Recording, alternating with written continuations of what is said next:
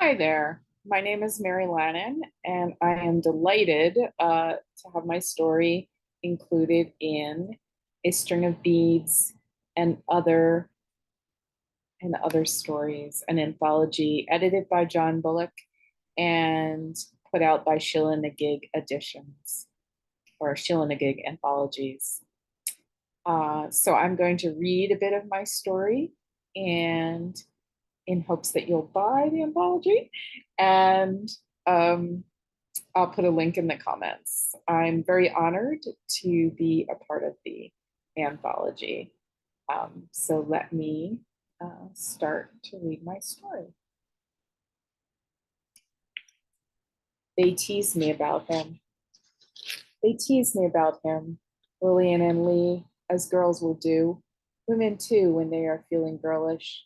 Yes, they teased me about him, about Sal, our landlord, with his narrow shoulders, unconventional haircut, and uncertain expression. Sal looked like Mr. Rogers, but we always said an Italian Mr. Rogers because he wore gold chains and favored a leather jacket, not a blue sweater. We were all 22, and at 40, he was ancient to us then. William and Lee were my roommates, all of us small town Catholic girls who had moved to the big city, except we moved to the Bronx, not Manhattan, to go to Fordham, not Columbia, NYU, or the New School, the more desired destinations. We were in our first year of graduate school studying English, oddities to our families and friends back home. The $900 rent we split three ways was a good price in 1989, but still a small fortune given our yearly $6,000 stipends. Apple-cheeked and blonde, Lillian hailed from Wisconsin, the youngest of six, her father a tile store manager. Her mother died when she was a baby. In her junior year at Notre Dame, she declared herself an atheist and a devotee of Anais Nin. Spiky-haired and defiant, Lynn Lee worshipped the beats. Her hometown was in upstate New York, the snow belt a few hours north of Siena College, her alma mater. Her father, a police officer, her mother, a part-time teacher's aide. No doubt they styled themselves romantic rebels, and maybe they were in their own small way. Then there was me, Kathleen, always called Kathy, the plainest of the three, with drab brown hair and an awkward manner.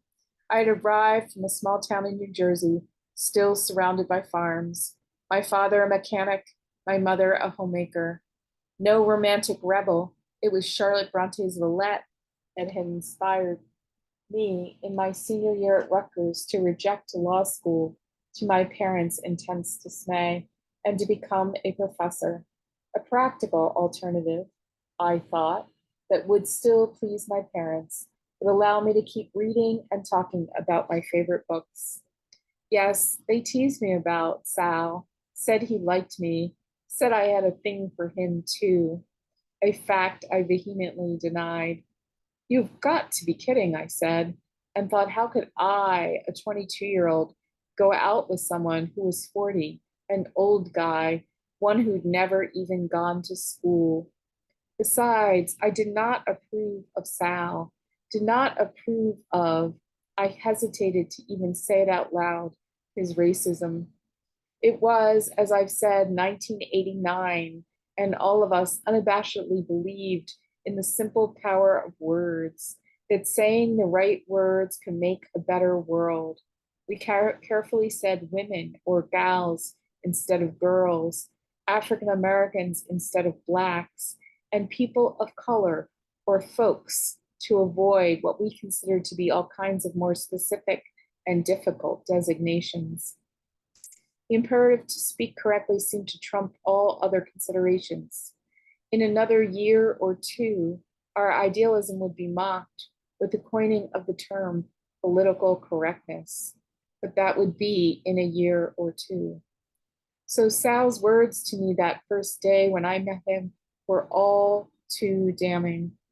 Whites and Filipinos take care of a place, he told me, as he showed me the large three-bedroom apartment near campus. Lillian and Lee, in brief, awkward phone calls set up through the graduate housing office, had entrusted me to find us a place because I lived closest to the Bronx. I did not state my opposition to Sal's views, and I told myself that my words would have been in vain. Still, I considered myself a coward for not speaking out. But the apartment was close to campus, well kept, and on top of all that, a bargain. 3 weeks later, as I drove to the apartment, my car loaded with all my stuff, I still felt guilty that Lillian, Lee, and I had gotten our cheap apartment in a not entirely fair way. I surely didn't see all the unfairness of the world back then. What color paint you girls want? Sal asked us as we moved our stuff in, piling boxes up in our respective rooms. I was annoyed because with the girls, but let it go because I told myself I doubted Sal would understand my objection. What do you think of yellow? Or how about peach? Polite and well trained, we told Sal any color would be fine. I want to give you girls what you like, though, Sal said. After more politeness, Lillian finally said, peach. After Sal left, we all looked at each other with glee. Sal was, as my mother would say, a character. Sal became a fixture in our lives and in our conversations that first semester. He worked nights at the bar he owned and could often be found around the neighborhood during the day. I'd see him when he was painting the fire hydrants in the neighborhood. The city doesn't do it enough. I like to take care of a place. Or when he came over to fix the drip in the kitchen sink. Or I'd run into him on my way to and from class or the grocery store. Always, I ended up standing and chatting with him out on the sidewalk, the smell of baking Italian bread wafting over us. I was surprised that I enjoyed talking to him. How could I enjoy talking to a racist? What did that say about me? I did not dwell on these questions for many reasons, but maybe chiefly because I wasn't that interested in the answers. Still, they nagged at me in quiet moments, of which there were not that many.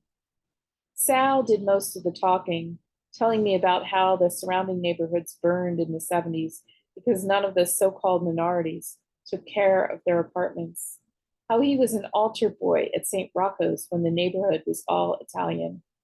I doubted his account of history, but my own knowledge of that era was vague, and I promised myself that I would look it up, though it would be many years before I did that. They're all Albanians now, he said. The Italians all moved out to Throgsneck. Another time, when I mentioned my frustratingly small stipend, Sal told me he could get me a job as a waitress for gangsters. It surprised me that he used the word gangsters. I thought he would say mafia, the term I was most familiar with. Gangsters also seemed blunt, which, given the topic, I thought Sal shouldn't be. It can be a little dangerous, he added, but they tip well. For some reason, I pictured a basement room and me in a short black dress with a frilly apron, wearing heels and weaving among old, scruffy Italian men. It would be something to talk about, and it would be more money, I thought. But I also felt that it would make me obliged to Sal, and I didn't want that, so I hesitated. There was only one time I remember, Sal said, that there was actually a shooting, but nobody got hurt. It was just a scare tactic. That scared me.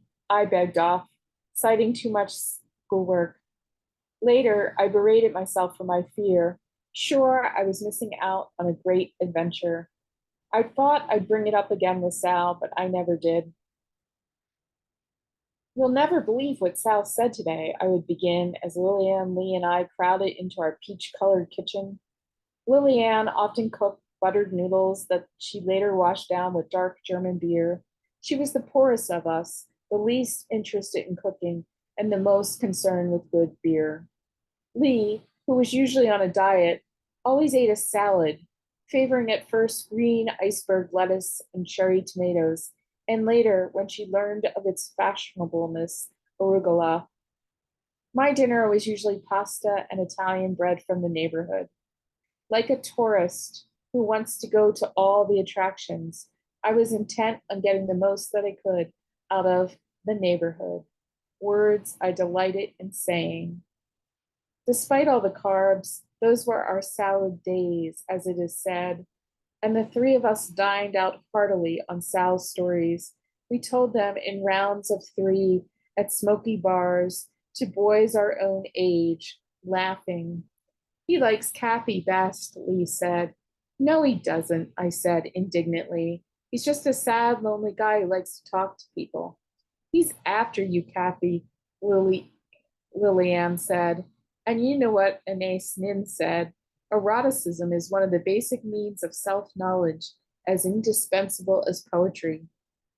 Lillian said this maxim often, provoking in me either the feeling that it was unlikely to be true or a sense of inadequacy. Thank you. To read more of the story, you can purchase A String of Beads and Other Stories. Thanks for listening.